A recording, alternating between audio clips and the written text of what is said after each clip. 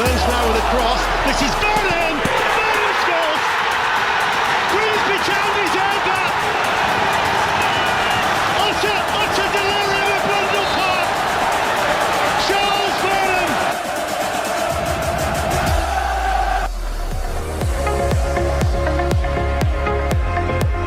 Delivered, far post, touchdown! Penalty, great composure. Ryan Mbeumo, he doesn't miss, does he? The customary short run up for Brian Mbeumo. Stuttering run up, and hits the crossbar! Manchester United are out! Brian Mbeumo has rattled the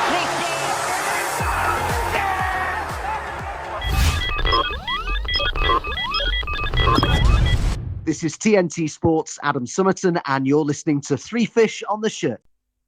Hello, welcome to this week's Middle of the Week Three Fish on the Shirt with me and Rossi. Steve's at Shakespeare in Hull. Boring. Never mind.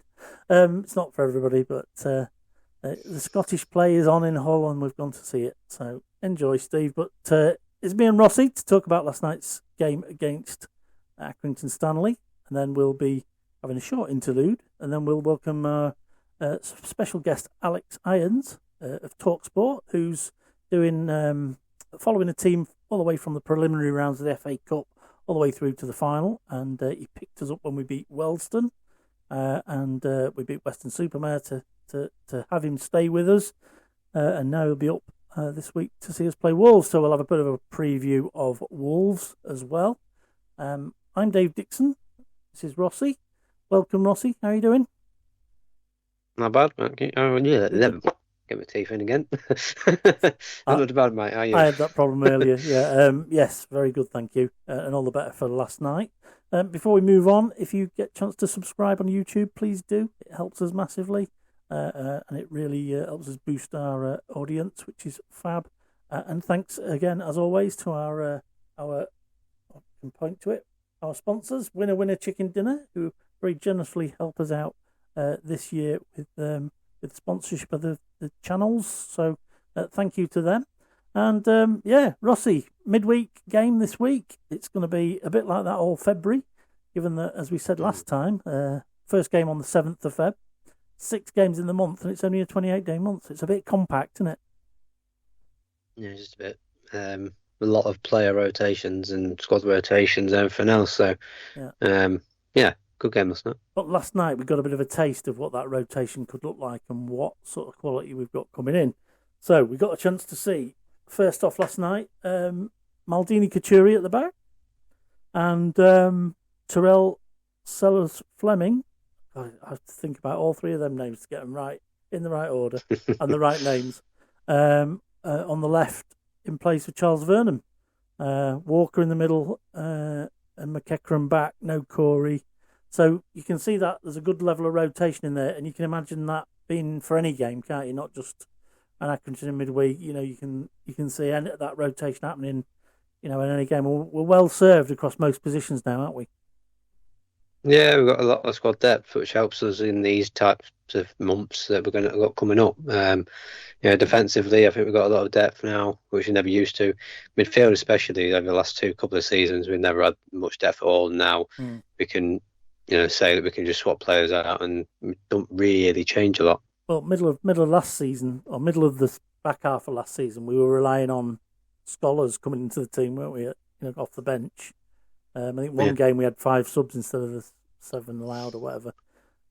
So we're in a better position, and like I say, we've got a couple of spots for nearly a couple of people for each spot. So take for example, Staunton's now won the sort of right back place at the moment, hasn't he? Left back, it is left back. Left back. I'm thinking of the position on the pitch as I'm talking. Left back position, and he's made it his own at the minute, hasn't he? With his quality of his ball, the way he gets forward. So he started again last night, kept his place. And it's hard to make a case for him being withdrawn, even though Sweeney's a fab player as well, isn't it? Yeah, and I said this how many pods ago? About two first team left backs, and it is still the case. I think Staunton does start for me. maybe over Sweeney. If we're going to go attacking and they want to be attacking fullbacks, so we've got Rodgers who comes up the pitch any way. Whether or not he succeeds in that is another Rodgers, question. your new best mate, Rodgers. Yeah, that's the one. But then and on the other side, where Sweeney doesn't really, I wouldn't say really gets forward and does much when he does go forward, where Staunton, for a fact, he's going to whip a good ball in. He tends to drift into being an extra midfielder if the game allows, doesn't he, rather than attacking from fullback. So there was a few changes. I wasn't really surprised. Probably the biggest surprise for me was that Kacurri started. I don't know. Dave Artell seems ultra cautious at times when new players come in, that he wants them to understand our game model, how we're playing, and all the rest of it. But you wouldn't have known from last night, would you? No. What a player! He just looked like a Rolls Royce, didn't he? Yeah, I was watching it, and obviously, you know, I'm like, I've bigged him up since even before he come, and I thought, right, it's starting tonight. Everyone needs to look at him, see how he gets on, me included. And I messaged you and Steve, I think, at half time. I said, not before in that first half. Every corner that come in, he nearly won nearly all of them. Yeah. He's just so solid. And he don't care if he has to go through two players to get the ball. There was a couple of things we were absolutely pissing ourselves laughing with great joy, I have to say, when I think it was in the first half. What was it? I'm just trying to think. Yeah, we were attacking our end in the first half, weren't we? We were defending Ponty in the second half. So it was second half. There was one where he was. There was a shot from outside the box. And it just hit him full in the face and went out for a corner. And he just got. Didn't like he was even bothered him. Didn't move. And it was a hell of a rasping effort as well. And then I think in the first half there was one where he. I think it was Wally was running through shoulder to shoulder with him, but it was offside. And Wally ran into him and went whack. And he just didn't move, and Wally sort of bounced off him and went, ah. Yeah. And we were just peeing ourselves. Yeah, absolutely solid last night. I thought he did a massive shift for his debut. Yeah. More better things to come from him, which was said all along. But he's only 20 as well. He don't even look like he's only 20 the way he's been playing in that first game. And talking of shit hot debuts, first EFL appearance for Tyrell Sellars Fleming on the left. My prediction for first goal. What do you think to his performance? Ridiculously worldy of a game. I thought even without the goal, he would have played really well. You would never have guessed it was his debut if you'd never seen a Town game before, and you came along, you'd think he was a Town player, wouldn't you? Yeah, I said in the first half because at the moment when I was watching it, obviously I didn't go to the game last night because I went really well, and I was watching it on TV, and at the time I was on the phone to someone else who was watching it as well, and even they were saying that, and I was saying it's not going to be long until he does score, because even the first 10-15 minutes he was getting in the right places. Yeah. I think he had the first shot, it just went under him. Yeah. When he got caught across. As he ran into the box, both his feet came together just as the ball arrived. Yeah. And he kind of couldn't get his feet out quick enough. It's really unfortunate. Yeah. But no, honestly, I think all night, apart from the goal, if you take that away, I think he still played well. You didn't really know what he was getting with him either, which is nice to know. Yeah. Because obviously we see Chaz all the time. We see what he does. He either cuts in and shoots, or he just does a few step overs and tries to get the ball with his left foot. Yeah. With Ty, it was a bit like, okay, what's he going to do? Because does he go onto his left foot and try and whip it in, or does he cut inside and maybe have a bit of a run and then play it off? Or you don't really know what you're going to get with him. And or, to be honest, I don't think he put a foot wrong. Or does he just stick his foot out at 90 degrees, bring it down in one movement, spin, run onto the edge of the box and have a shot? I mean, what a goal. A great goal. Greeny pings the ball across to him, right way across the pitch. He spits to the right of him, so he just flicks his heel out, brings it down in one movement, spins his man, and he's away. And you just think, I had someone say they've looked at it back and they reckon it might have been poor keeping, positioning wise, where he was, but he found the bottom, very bottom corner though. From I said the thing is though, it's a really good hit. I said it's my words were it skimmed the top of the mud instead of skimmed the grass because there wasn't any. skid the top of the mud, and it's like keeper got stuck in mud, if anything. And he's hit it that sweetly, and in the post and gone in. I don't think no one was saving it, but fair play to him. The celebration was good as well. Yeah, it was. Yeah, it was that a FIFA player dance or something. I don't know. Someone said it was a TikTok like dance. One of those players where they come on, they're doing electronic. But he was asked afterwards if his dancing was his speciality, and he said not at all. But you can see all the lads were pleased for him as well, couldn't you? Yeah, there's all gas for him, and he played had a great shift. The only thing is, I wasn't happy when he come off, when Vernon come on. Yeah. I thought he's had a really good game. Why not give him 90 minutes, close to the full 90? Yeah. And then because he can come off in like 60 odd minutes. And again, give him the full 90, see how he gets on. Yeah. And then see how he gets on and go from there. Because Vernon could have been rested for the whole 90 minutes and then play Sunday. Because he's obviously going to play Sunday, in my opinion. To be the stronger left mid, but. Vernon come on, and as soon as he come on, I thought, here we go. Let's see what he does. In the centre circle at one point. Bullied off the ball as soon as he come on. Got the ball, lost it. Lost it in a key area he scored as well, from it right at the end. Right at the end, he lost it, and I thought, I literally screamed at the TV. So he's lost it again, and they were on the break, and I thought, if they score now because of him, I'm going to lose my shit. But yeah, he come on. I didn't really have. The only thing I found that he did good when he come on was he was actually trying to run and get the ball. He ran from the left side to the right side at one point. Ran all the way through the middle to try and get the ball. Didn't succeed. But again, that's something you want to see. He's tracking down and gunning down. If you've lost the ball, run after it, which he did. But maybe that's because he's not only long just come on, he's got the legs to do it. Maybe it's because he listened to the pod last week and heard you. Maybe so, yeah. So Chaz, if you're watching. But I think one thing we do have to say is we still love you, Chaz. We do. It's just frustrating. We want you to do well. It's not anything bad. So bit of controversy in the game in 1 or 2 points. There was some controversy last week when it was reported the female referee got some sexist abuse from the crowd. Personally, didn't hear any. But from a refereeing point of view, she was shocking. The one against Milton Keynes, Kirsty Dowell, was it? Woeful. Absolutely woeful. But the fact that the referee is female shouldn't matter.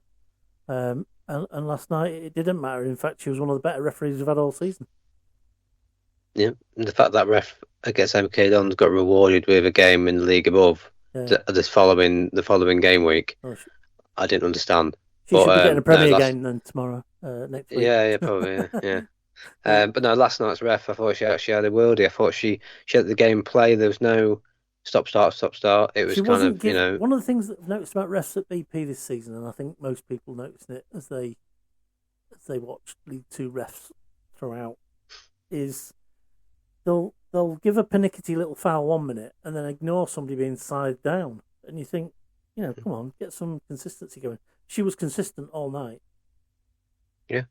No, she was great. There were some decisions I thought, you've not given that, but you've given something else. But every ref does that anyway. There's not going to be, because they're seeing it from a different point of view. You're seeing it, aren't they? And that's always good. But no, honestly, take aside that she's female and not a male, like usual refs are. So I thought she played really, really well, and she did really good for Shane. I think it's important to say, we referred to it not because of any bad reason. It was the fact that it shouldn't matter, and equally you should still be able to criticise the ref whether they're male or female, and that's important too, because that's equally sexist to go easy on the ref because she's female. But we called it. The one at MK Dons was shit last night. She was fantastic. So fair play to her. More power to her elbow. And like I say, if we could have a ref like that every week, we'd have her back again every time. I'm not sure the Accrington fans felt the same, because there were a couple of things that they thought were a miss. One with the red card for Devon Matthews, and the what they called a disallowed goal, which one commenter on social media said, well, it was hardly a disallowed goal because the whistle went about 5 seconds before he hit it. So, what did you make of those, seeing from your point of view? Red card was a red card. I know people have been looking at it. David Artell said he wasn't a red, and he had a better look on it than anyone. But to me, you can't go with your foot over the ball and go through someone's leg. It's not allowed. It's not allowed back then, and really, it's not allowed now. We've got some great footage of it from the pontoon right behind it, and Adore picks it up in the centre circle area or on the halfway line, runs away from the defender he stood by, midfielder he stood by, and runs towards Matthews, and you can see him. And at the last minute, as the ball's coming in, he lunges forward and turns his foot sideways with his studs up. Now, even if he gets the ball, that's still reckless. And he does catch Adore. And, in my book, that's a red all day long. David Artell might well have a view, and in the early part of his career, it probably wouldn't have been a red. And certainly in the 80s, when I was first watching football, it definitely wouldn't have been a red. Would have been cheering it as a great tackle. But things have changed, and, the rule says studs up, reckless, forget the ball almost. You've got to think about you keeping the safety of your opponent. And that may be, you may agree with that or you may disagree with it, but, that's what it says. So, yeah. Yeah, it was definitely red. Devon Matthews, in general, I spoke to you before we come on, he's been a really great centre-back for Accrington this season. Probably one of the underrated players this season, League Two for me. Yeah. But you can't be doing that, so it is a red. But it's going to be on Guess a big loss for them in September, by the way. Just if you watch Ross's channel, 24th of September. Yeah. It's Devon Matthews. You heard it here first. But yeah, no, he's been a really good player. But he'll be a miss now for Accrington, which is a big loss for them and the run they were on. But we'll see how it is. And then the disallowed goal. It had to be disallowed. Is it Charlie Brown that come on for Accrington? Just jumped in shoulder first into Corey's face. Was it Corey? It wasn't even. It wasn't even that though. I don't know if you saw him. He elbowed him. Yeah, I saw it. As he's gone up, he's gone like that and elbowed him in Corey. I'm surprised the ref didn't give anything for that. To be honest, if anything, that was a yellow card. The way he jumped into him, he didn't just lift his elbow up.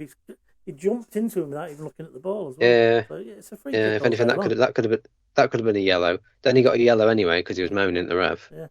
So that could have been another sending off. Yeah. And the whistle went in plenty of time for it not to be a goal that had happened during play, but then not been allowed because everybody stopped. The whistle went. Played to the whistle. Absolutely great try by Sean Morley, by the way. Yeah, but we weren't worried because we knew the whistle had gone, and it's almost like shooting practice. We knew straight away. So there was never.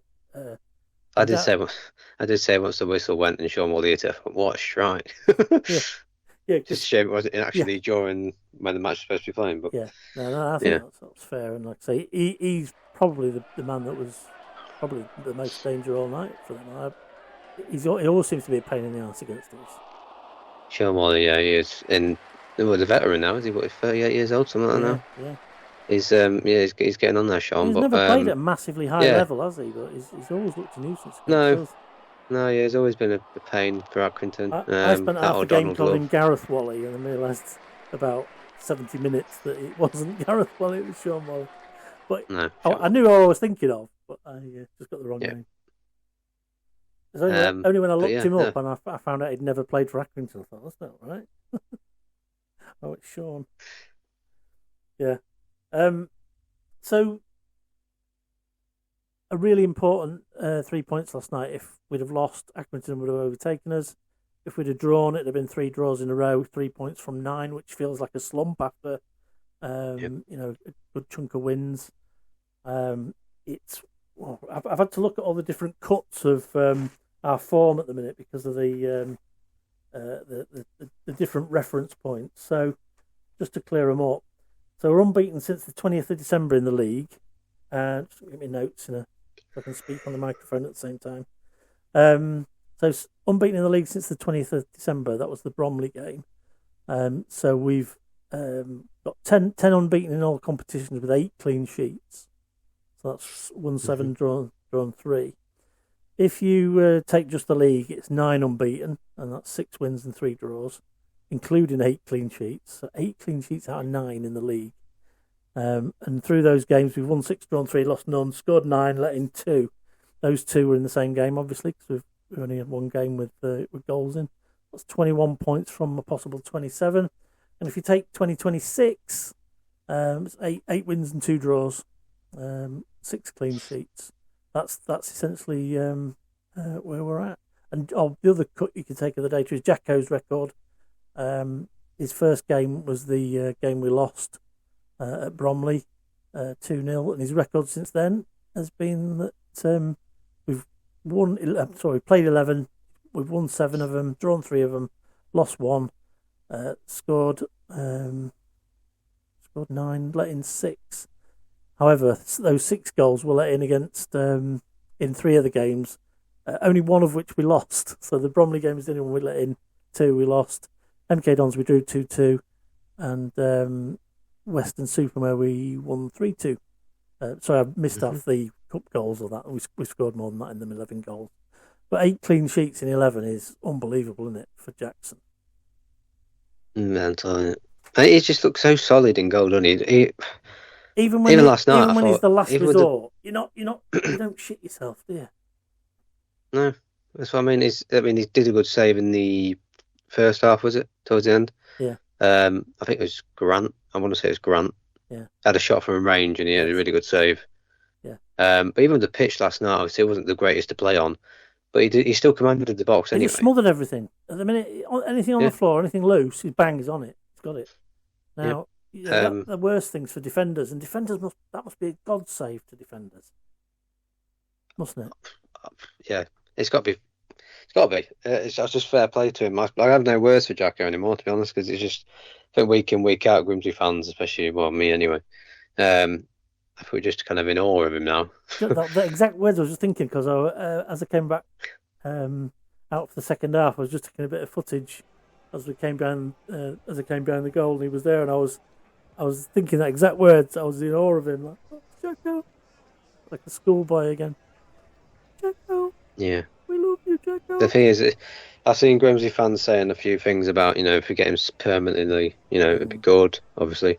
But then comparing him to other keepers we've had and try and get him to that level, see if he will get that to that level. Yeah. Like your McEwens, like your Crocums and players like that. Yeah.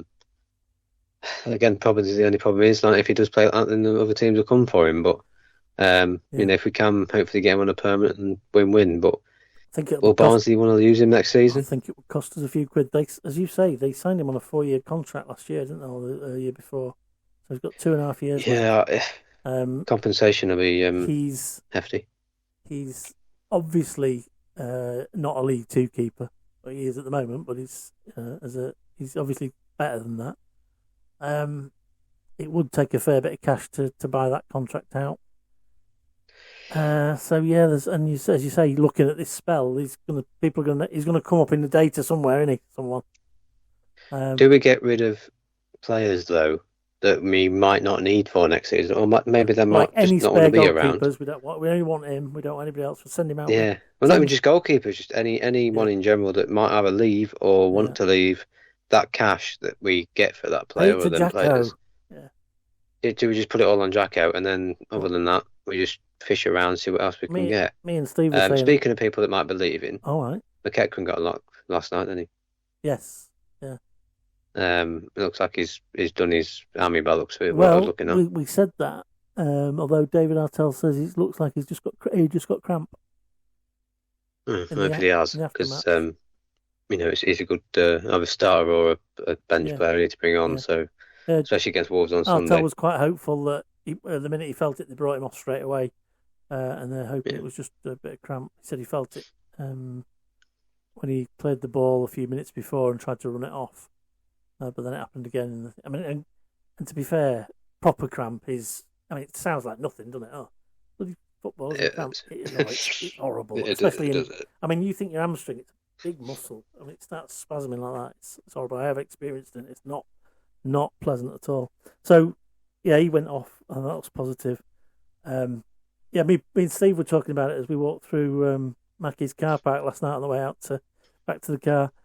You can see some sort of GoFundMe sort of thing for Jacko, fans chipping in for him Imagine. and stuff like that. It's been done before. It'll probably be done again. It's They'll that be sort. mental if I It's did. that sort of player that you would do it for, isn't it? Yeah, 100%. You know, he's turned the fixtures and the results and everything absolutely 360, hasn't he? And you know, without him, you know, I don't know where we'd be. Well, we were saying last night, you know, if you look at the results since Christmas, so Oldham 0-0, Shrewsbury 1-0, Fleetwood 1-0, Barnet 1-0, Cheltenham 2-0, Colchester 1-0, MK Dons 2-0, but and then 1-0 last night. It's like 1-0 to the Arsenal, isn't it? It's, Steve was saying last night as we left the ground. You know, don't matter how you do it. Again, we were saying you get the same number of points as you do if you win 7-1, which we've done this year. But you know, it's just as valuable a win. So good time to do it. And now that's out of the way, I think we can actually look forward to the FA Cup. I bet you're buzzing for that, aren't you? Yeah, it's going to be an interesting one, isn't it? I haven't been able to get excited about it though until now. If I'm honest. Yeah. I have been, but not to the level that I would expect. I don't think you really feel it until, I think Man United's a bit different, but I don't think you really feel it until maybe the day before or night before. Knowing, right, I'm off to Bundle Bar tomorrow, or I'm off such and such tomorrow, well, and we're playing this weekend. The Saturday games will be some FA Cup, won't they? So I'll be like, oh, it's here, you know. But we'll try and watch some as they come out.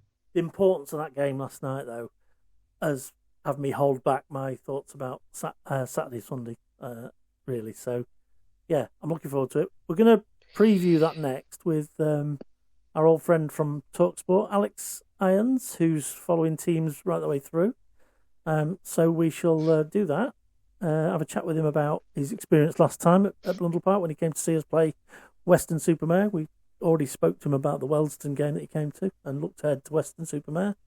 And we'll probably get him back on after Wolves as well. But we'll have a chat with him, and then we'll drop back at the end to say cheerio. So after that, after the short break, we'll come back with Alex.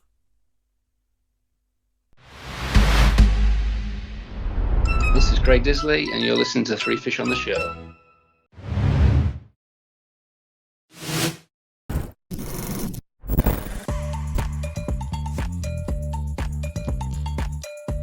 Three Fish on the Show and Winner Chicken Dinner competitions, the perfect partnership.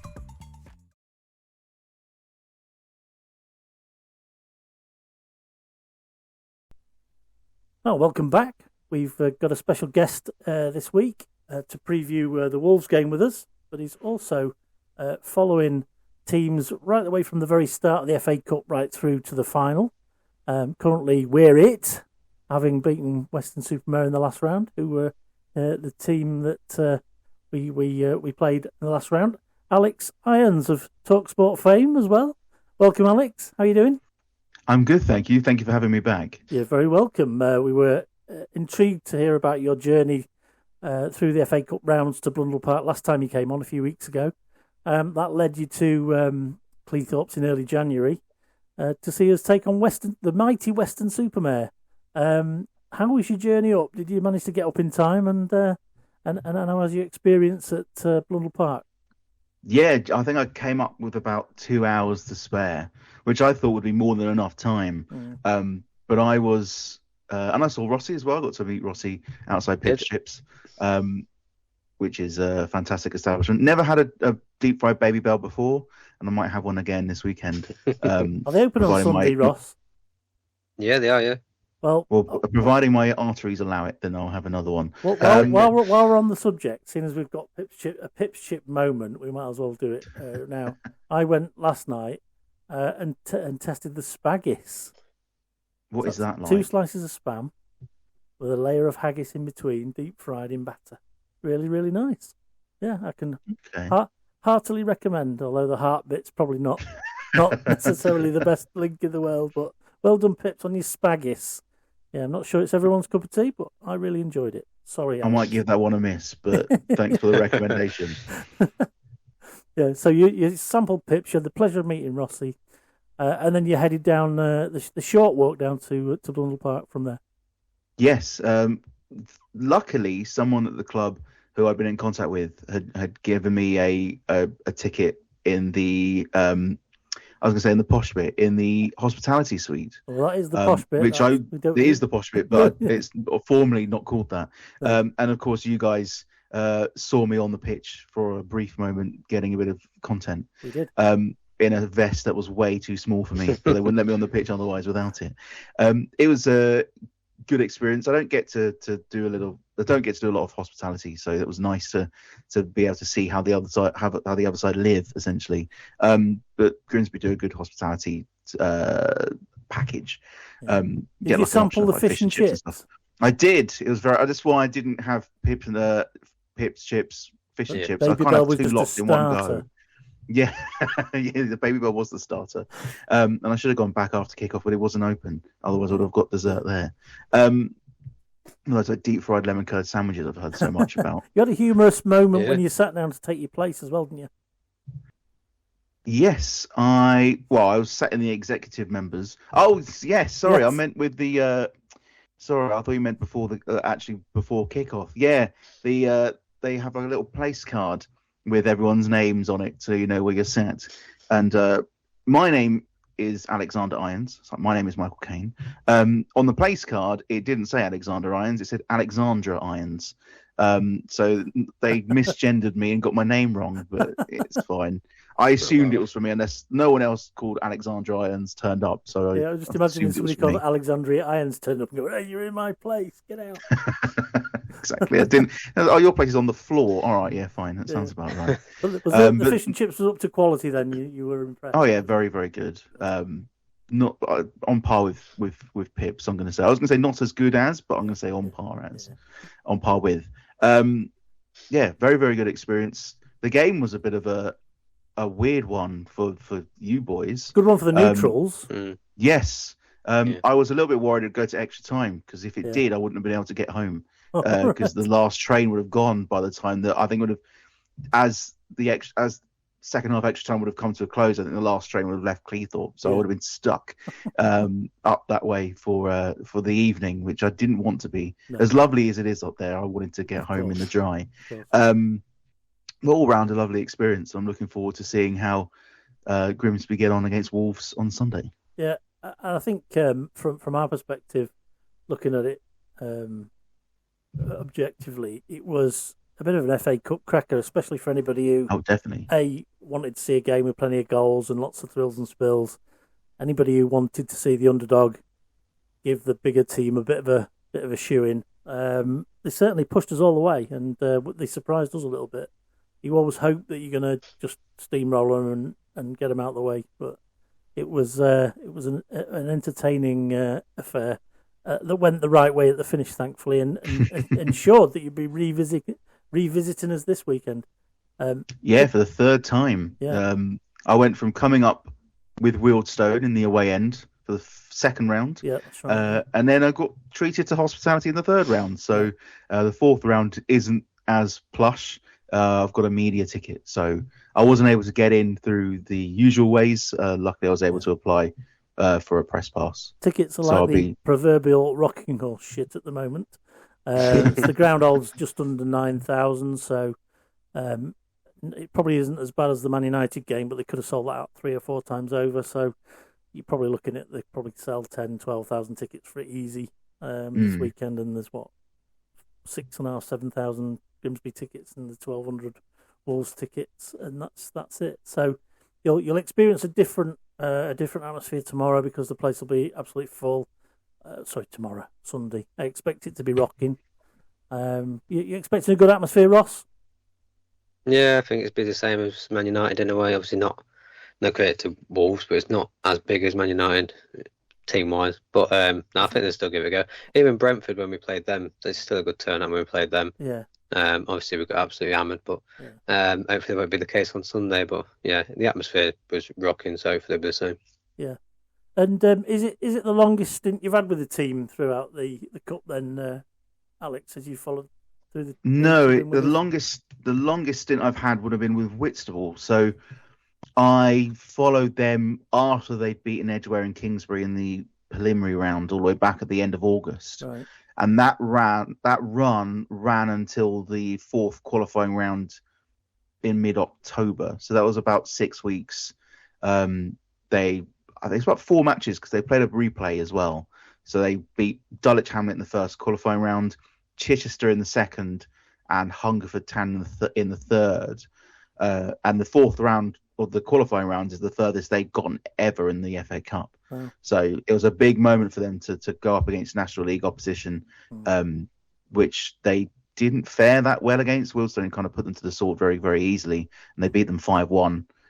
Although they did win the second half, they were 5-0 down at half time and ended up scoring a goal, giving Wealdstone a little bit of a fright maybe. But no, they played very well, and the club have gone on to do very well in that time. They've only just been knocked out of the FA Vase by Cockfosters up near where I'm living at the moment. They beat them on penalties. But that was the 5th round of the FA Vase, and they won it last year, so it's a bit of a failure for them, but they've gotten this far already. And they're top of their league, and they look like they're going to run away with it. So they're a club on the up, and they're definitely one to keep an eye on in the next, maybe 5-10 years or so. Yeah, so you're on the third game with us, second game with us since Wealdstone. Yes. We took the mantle from Wealdstone. Travelling arrangements for Sunday, is it going to be more difficult because of weather? And I know it was a bit dodgy with the weather last time. There's a bit of snow and ice forecast, and yeah, how you fixed? We were worried about the pitch not being very playable, but luckily it was in good nick. This weekend, it's not the pitch I'm worried about; it is the train. So there are no trains that I can tell that would get me from London to Cleethorpes in time for kickoff. Even the earliest I think the earliest I can get in is about 4 p.m, which would be pretty useless. I think everybody would be on their way home by then. Time, yeah, exactly. So it's going to be an overnighter. I finish work at about 5:30. Would have to then, I was going to say, run to King's Cross. The train wouldn't be till 8, so I'd have a bit of time to mill around, get the train up from King's Cross up to Grimsby. And I'd arrive about 11, and then it'll be an overnight stay. Find a hotel or a floor somewhere, and then be up early to catch the early kickoff. So Valentine's night in Cleethorpes. Yeah, my partner wasn't keen, so she's not coming. So I'm on you my obviously own. didn't sell it very well. Come on. No, admittedly, no.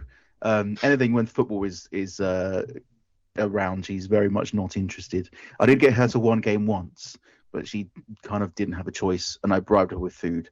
So that's normally the way forward when it comes to my relationship. It was Forest Green Rovers, and luckily my partner is vegan. That was a stroke of luck. So promising I food went at a Forest Green game is not necessarily the hook that it might always otherwise be. It was this time because I went, I know you don't like football, but me and my mates all want to go. It's a ground we've never been to before, and I'll buy you everything on the menu if you come with us because it's all vegan. And she was like, okay, fine, I'll come. So, I won her over with food. And it's the only game I've ever been able to get her to. Not even Fulham, not interested. And as a Fulham fan, it's a little bit, it breaks my heart a little bit, but it's fine. We do different things. And I try and involve her as much as I can, but I couldn't get her to come to Cleethorpes this time. Yeah. Another day, maybe. Maybe, yeah. Maybe not on Valentine's Day. Yeah, maybe in the summer when the sun's out and you can suggest the beach. Anyway, yeah, hopefully the sun's out. So you're returning back. You'll be here in plenty of time then, by the sounds of things. The pitch is covered with a TV company's sponsored air blanket, inflatable pitch cover now. So the pitch probably won't get any wetter. And if you saw any of the pitch last night, it looked pretty bad. On TV, it didn't look quite so bad. Yes, I did see that. It doesn't look quite so bad in person, but there was a lot of rain around kick-off time. It really did nail it down, and they've been spending most of the day trying to mop up standing water on it from, 2 or 3 days rain beforehand, Ross, would it have been? Yeah, I'd say that, pretty wet, hasn't it? Yeah. And we've got a problematic pitch. It's basically built on a 100 years old brick pit. And it needs probably about £1 million worth of new 4G quality pitch putting in there instead of what's there. But until such time as the sort of finances allow it, it's a question of enhanced maintenance. And to be fair, it's been better this year than last year, hasn't it, Ross? Yeah, as I say, last year it kind of it turfed up quite a bit, didn't it? It was Yeah. very cut about. Even halfway through the season, it looked awful. Yeah. Last night was just, I think, just because of rain and everything else. But it did look a bit like a Sunday League pitch last night. Last season, it came out of the summer wet, so it had never got a chance to. Oh no, okay. So it was wet in the summer. So that's normally the time when the new stuff knits together in a nice sort of relatively dry. That's my theory anyway, and it never really stayed together. It was cutting up for the whole season, and of course by the end of the season, it's a tough job. So I don't think the pitch is going to be a problem at the weekend. There might be a bit sandy and flat in places, but and might cut up. But it depends what we got now. What 4 or 5 days in between that and the match. It won't be what Wolves are used to, and you can use that to your advantage. Yeah, and that's what I said. That's part of the leveler, isn't it, with the cup? But that's what the FA Cup's all about. There's things that level it up. One thing that you will notice is a difference in the atmosphere. What did you make of the atmosphere last time against Weston-super-Mare in sort of as a cup game with the little guy against the big guy, but the big guy was us? I thought it was a bit it kind of chopped and changed a lot. The crowd seemed to not really kind of know where they needed to be, but it didn't really feel like they were behind the team as much as they needed to be, and that might be because a lot of people thought, oh, it's Weston-super-Mare, they're in the National League South, we should beat them easily, and that's not what happened. Yeah. And when Grimsby pushed forward, the crowd did get behind them, and there was a sense of frustration when there wasn't the end product that you wanted to see. Of course, Grimsby went on to win, but I felt like there was a bit of frustration from the crowd, especially when it was very early that Weston-super-Mare got their equaliser, and the crowd just kind of went, oh, okay, this isn't what we expected, and it felt a little bit on edge. Yeah. Then you went 2-1 in front, and you go, oh, okay, fine, cool, we're okay. And then they got their equaliser again, and everyone's gone, oh, no. So it felt very much... And then, of course, once you got the winner, everyone just kind of went, oh, okay, fine, we're ahead. We can take a breather. They nearly then got another equaliser, so it could have gone... It felt very much like the crowd was kind of toing and throwing. Yeah. They could have been a bit more behind the team, but it was quite interesting to see how you've got a club who are very much used to, in Grimsby, very much used to being an underdog when they played teams like Manchester United, and Brentford are now playing Wolves, then be the team that could potentially be the one that has the upset against them. And it nearly could have happened. So it's quite interesting to see how the crowd were reacting. One guy who was sat behind me, when that first when that first Weston-super-Mare goal went in, he screamed at the top of his voice in celebration, thinking that Grimsby had scored, and then just went, "Oh wait, no, sorry, wrong team. Didn't realise." And he had his missus with him, just laughing at him, and it was quite a funny moment, which I've heard back when I was editing the video for it to go out. You can hear him in the background screaming his head off, which is quite funny. So hopefully he finds it and goes, "Oh no, you can hear me in the video." But it was quite interesting to see just how people were reacting. Yeah. To the way the match was panning out, and I don't think it would have gone sour in any way if the result had been reversed and Weston-super-Mare had won it. But I think it would have been, a lot of disappointment, maybe a few people shouting towards players, but I don't think it would have gotten nasty in that sense. Whereas there was a lot of relief by the end, going, okay, we were in the cup still, we've avoided the knockout, we've avoided the upset, and now you can hopefully do one of the upsets yourself against Premier League Wolves, who haven't really got anything to play for, and maybe might come out a bit stronger in the cup because they know they're not going to stay up this year. Interesting. Ross has got some news on that, but or something he's heard. Well, just go back to the crowd against Weston. Is that ebb and flow in Blundell Park something that you recognise, Ross? Yeah. we're very. Oh, here we go again, aren't we? Yeah, not wrong. We can be right behind the team. Everybody can be really up, and if the product on the pitch is kind of not quite there, sometimes you can just hear the whole ground sort of go. Oh. Here we go. Yeah. I don't think that's what you'll experience on Sunday, though. I think it will be up. Because not kind of nothing to lose, never say die sort of Plenty of people there to get behind the team. A full away end often helps as well. And just while I'm on the subject, Ross, last night the fans seemed to be knowing when the team needed them last night, and that's unusual. It was a bit of a weird one. I know you weren't in the ground, but even though it was quite a low crowd, just under 5,000, and it was frustrating in that we should have been about 5-0 up at half time. We ended up winning the game 1-0, which we just talked about. But yeah, the crowd stayed with them. They could see the effort was there. Did that come through on the TV? Yeah, you could see the momentum was in ours anyway from the start. Obviously, 18 shots in the first half.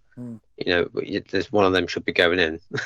Yeah. But yeah, you can see something was coming, and usually the Grimsby fans, if you can see that, they get behind them straight away. If it's a bit of a, they haven't done anything all match, or they haven't done anything for the whole half, and then it comes into the second half, and you don't have anything to give them because they haven't shown anything. So, it is. It's one of the things with Grimsby fans. It's usually the case, isn't it? Yeah. We're either behind them or we're not. Yeah. Most of the time we are, but we can be deflated.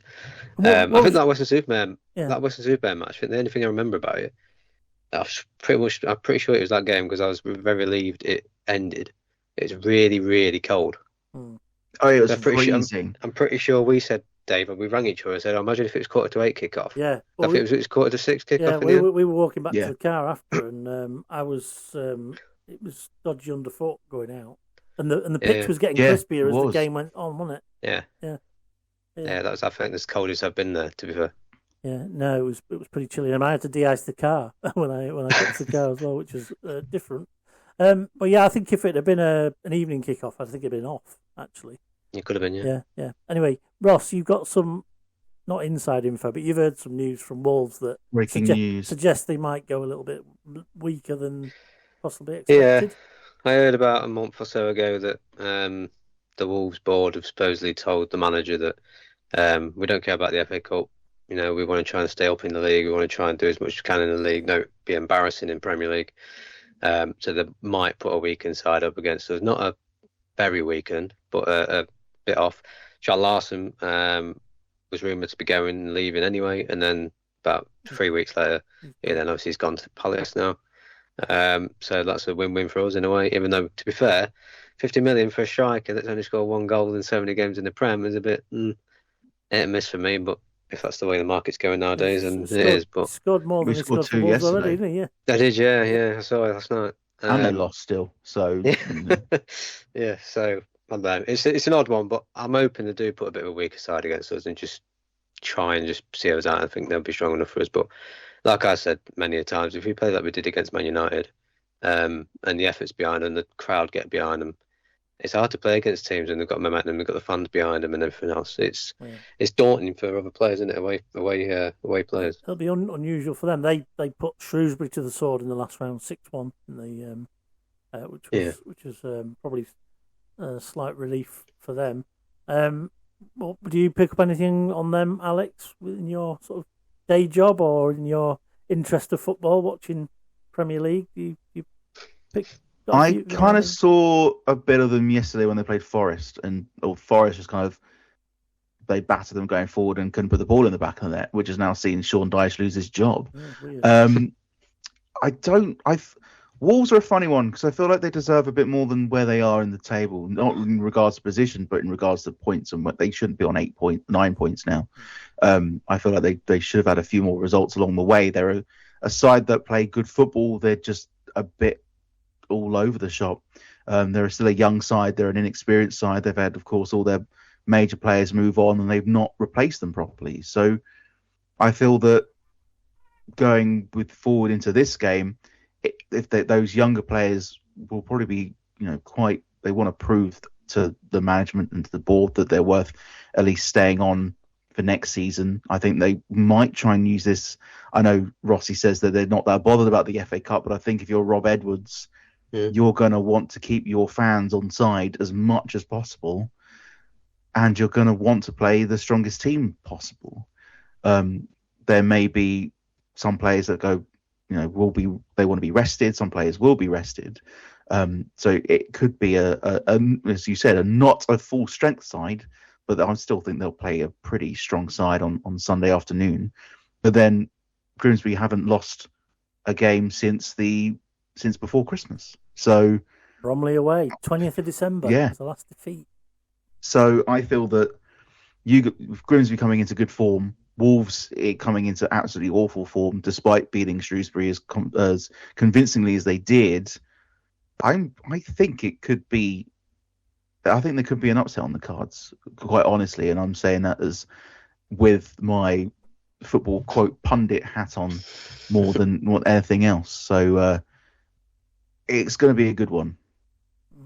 Yeah, and as we know from this week's news and all the fuss that's been around punditry this week, you get invited back and you get more people, more shows if you're nice and you get on with people. Yes. And, so Yes, exactly. If we're picking up the theme of the week on punditry, but players to watch out for Wolves. Who do you think might play? That's probably the dangerous players that might trouble Town. I mean, I guess they're all good enough to trouble Town. It's whether they pull it together as a team on the day. But who are the players you would be wanting to see turn out and have a go? The one kid I really like is Mane. I think he's a proper talent, and I think he's got a really, really fruitful and successful career ahead of him, despite where the current situation of Wolves. I think if they keep him for the Championship, I think there will be a good learning curve for him. But if they end up having to sell him to a bigger club that will want him and potentially play him in their squads, teams higher up the Premier League, I would love to see him at Fulham personally. Yeah. But I would say that because I'm biased, and although we have enough wingers as it is already, so he's definitely one to keep an eye out on. And if he plays, I think he could be the player that swings it for Wolves. We've got Akadare as well as Wolves, the front man. I think that's how you say his name. He looks pretty decent as well. Totally. They've got a lot of good young players. So those are the two I'd keep my eye on. Of course, Mane's an example of the positive work they're doing in their academy. Yes. I notice. And Arakat. How did he say? You set me up. I said now, Akadare. Akadare. Well, we'll go with that. We'll go with that. Arokadare. I said it. I was nearly right. You were. But... he's come from Genk. I've not seen him before, but he's 6'6". Yeah, he's a big boy. So he's a bit of a beast. I'm jealous. Yeah, but it's interesting. Will he have experienced nothing Kacurri can't handle? Will he have experienced what he's got to face on Saturday? I mean, yeah, Rossi just made a great point, and it's something we can tell you about. We've now been out looking for players to sign from Arsenal since you last. We signed Maldini. Oh, wow. Maldini Kacurri from Arsenal, who's one of the younger players. I think they're under 21 captain, and he'd been loaned out a couple of times, but he's felt his career would be best served being at a club rather than going out on loan and being in the under 21s. So we've paid a fee for him to Arsenal. And he played his first game last night, and wow, he's a bit of a Terminator. He's tough as nails. I think he's British-born Albanian international, and looks the business for me. Going to be a fan favourite, Ross. What do you reckon? He's with me already. No prisoners. He is man. Yeah, he is my favourite already. He's very much hard-nailed centre back, isn't he? Yeah. We do feel as Mr. Trick though having Kacurri on his back rather than Maldini. It's something he might change his mind on. Yes, that's interesting. So these are players that obviously we've not seen other than on Match of the Day. Always interesting to see they go with goalkeepers in this. They've got three really good quality keepers, haven't they, at Wolves? They've got Sarr, Bentley, and Sam Johnston. So they're not short of a decent keeper. But again, it's that are they going to be used to that facilities and all the rest of it? I mean, it didn't do any good for Onana. It was his last game for United. So in terms of the match you're attending on your you've got a media. You're basically attending as media, aren't you? In your capacity as your content creation's concerned. So what sort of coverage will you get out of this episode? What will it be different to last time? Will it be similar? I'll try and make it as different as I can. This is the third time coming up to Blundell Park, so I will try and find something new. I'll have a walk around, see what I can find. I don't have pitch access this time, so that's what I was wondering. Yeah, so you won't be seeing me with a big blue vest, or I say big blue vest, with a blue vest on. Not big enough blue vest. Not big enough for me, not with that coat on. So it'll be. I'll still right behind you when you had it on. Yeah, I saw the picture. It'll be quite a lot of behind the scenes press stuff as well. Right, so if you haven't seen any of the press facilities at Grimsby, I haven't seen them either. So it'll be a new experience for both of us, but filming quite a bit of that. So it'll be more of a media day. Yeah. What's it like behind the scenes of the media at a EFL club, but with the extra FA Cup magic sprinkled in there as well. Yeah. And I'll have a walk around, see if there's anything new that I haven't seen yet. That I can add to the video. Yeah, excellent. And it could be the way we're doing. If there is a magical cup, you do feel like there's all the ingredients of it are there, aren't they? You know, there's all the ingredients, and that's where the magic comes from for me. If it doesn't happen, it doesn't happen. But the fact that it could is everything to play for, and the fact you're going to be there. But if we do manage to get through, with the way we've had our luck in the draws this season, you could be coming back again. Round number 4. we did a great video of our reaction to the draw. We had the draw on live, and we all watched it. And Ross's reaction, because he's desperate. He's an away day fiend, so he loves a new away day. I think it was, oh, fuck's sake. The minute we came out first. Yeah. Home again. I was waiting for Fulham Grimsby, because it would have been nice and easy for me, but written in the sadly stars. Not. Sadly, it was Fulham who got drawn away at Stoke. I think that's on Sunday as well. I think there's a 2:00 kickoff. So I'll be keeping one eye on Grimsby and one eye on Fulham. And then, of course, you're not being drawn at home again to Premier League Wolves. It would have been nice to see you at Molineux, but hopefully we can skip that bit and you're playing another Premier League team away from home in the next round. We do have a few links to different things with Wolves and people at Wolves. So we hold the record at Old Trafford, the attendance record at Old Trafford with Wolves jointly. Surprising that Man United aren't anywhere near it, but 76,900 and something fans packed in for the 1939 FA Cup semi-final. So that's one thing. Last time we played Rob Edwards' team was in the 4th round of the FA Cup at Blundell Park. Surprise, surprise. A team in a. What was the score in that one? It was 3-0 to Grimsby. There you go. That was Luton as they were marauding their way to the Premier League. I vaguely remember that. We drew 2-2 at their place, brought them back, and absolutely pummeled them, didn't we? And Rob Edwards was kind of, didn't kind of expect that, but fair play to Grimsby. We'll be promoted next year, so we don't care. So they went on to Premier League, and obviously they're on the way back down now. But team playing in an orangey colour, and it's all gold, but playing against a Rob Edwards team in the 4th round of the Cup. It's not a night match this time, but it's always there, the possibility. So we haven't played Wolves for a long time, but we had some good run-ins with them in my day, in my first season as a sort of fully fledged town fan. We met them in the 5th round of the League Cup, and it was 0-0, 1-1 at their place, and a second replay in the days when such things happened. When we lost 2-0 at Derby, but there's a lot of history between the two teams, but not for a long time, and it's two proper old-fashioned clubs coming together, and I think that'll be a great day. And I'm really looking forward to it, actually. Now, Now the Accrington game's out of the way, because last night was pretty important for us. Even though this big cup match is coming up, surprisingly, Grimsby v Accrington on a Wednesday night was really important, because had we drawn or lost, if we'd have lost, Accrington would have overtaken us and we'd have dropped into bottom half for the first time in a long time.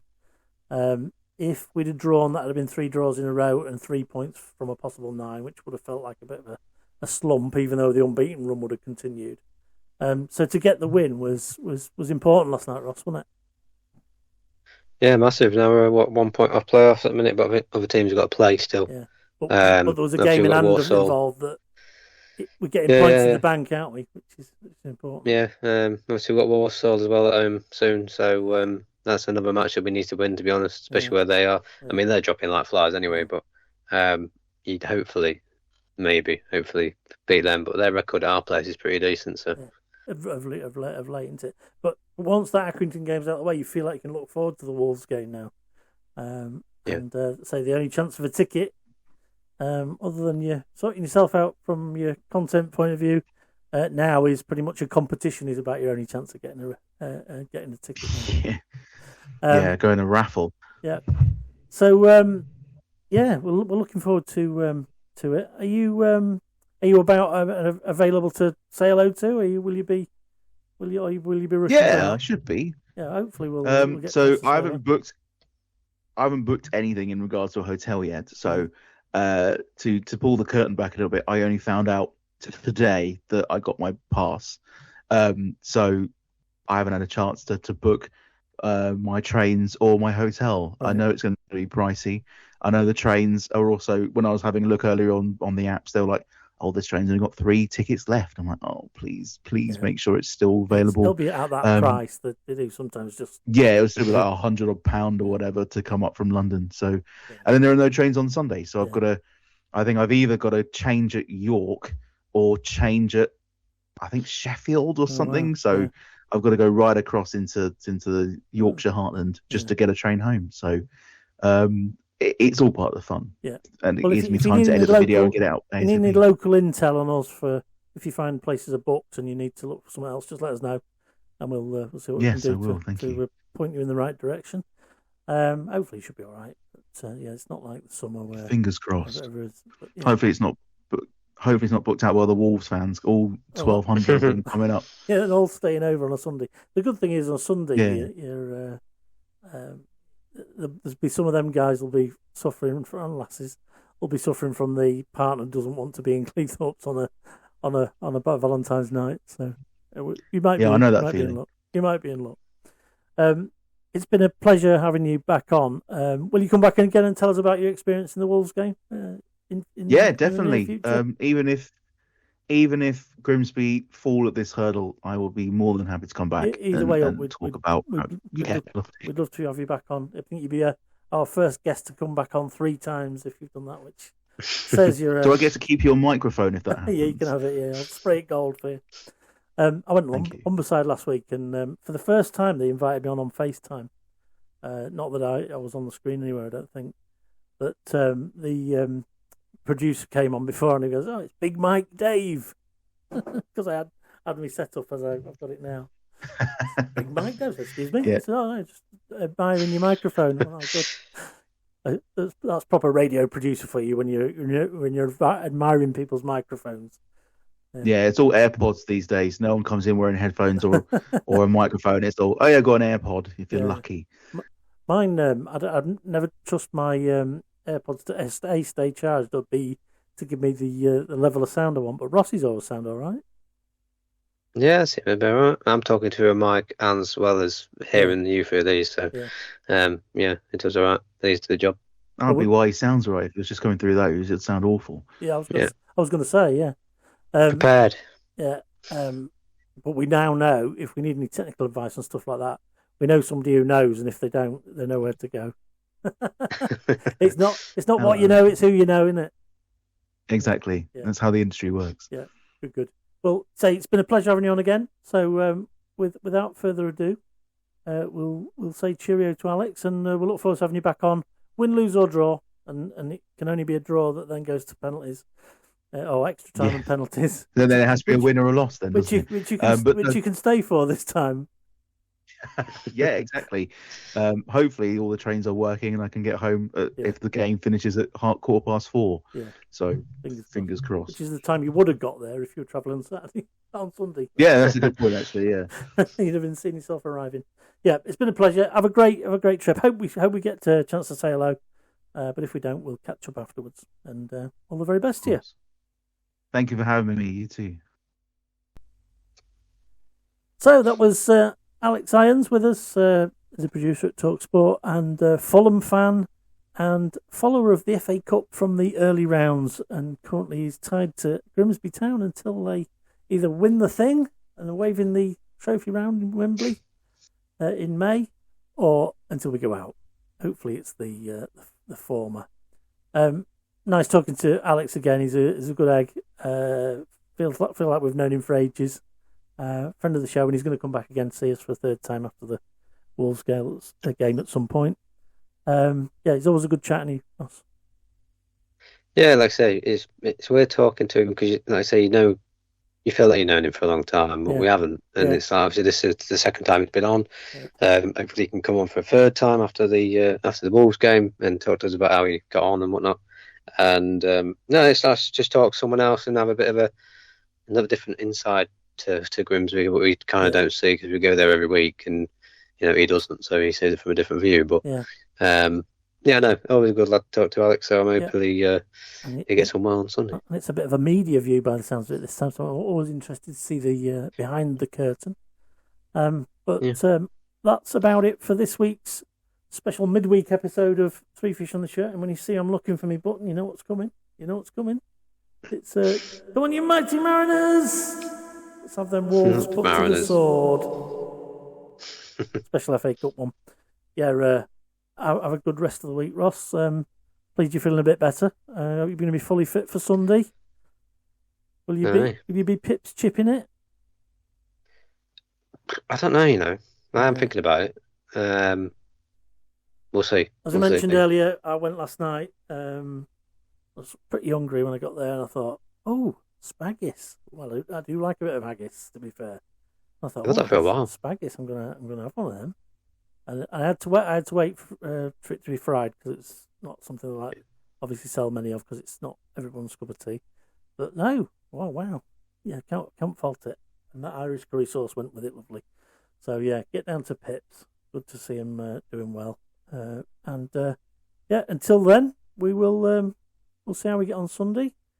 And we'll fans for Free Fish are also fans forum as well, aren't they? Free Fish. Yeah, we'll be there. So we'll be covering that in probably the After Wolves episode, depending how much of an upset it is and how much furore we've got to cover. We might have to do a special fans forum episode. We haven't quite worked it out yet, but keep on the lookout for content. There's plenty coming, and we've got loads of stuff in the pipeline we're working on in terms of guests to bring you. So. Rest assured, we've got some absolute crackers coming up, which we'll let you know once we've got them in the bag. So, yeah, Ross is looking. There's one particular one that I know we're really excited about. We'll hold fire until we've got it in the can. But yeah, if town fans are as excited as I am by who it is, then it'll be a good episode, and we'll do well with it. So. Until then, we shall see you at the weekend, Ross. All the very best, mate, and we'll see you in the next one. See you later. Well, that's a wrap for this week's Three Fish on the Shirt, your ultimate Grimsby Town podcast.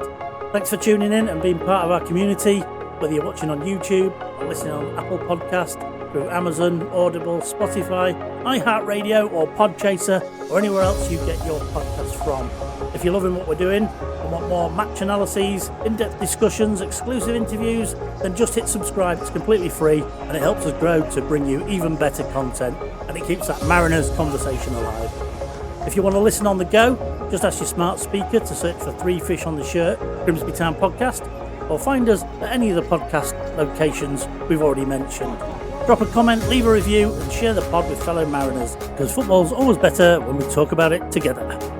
Until next time, up the Mariners!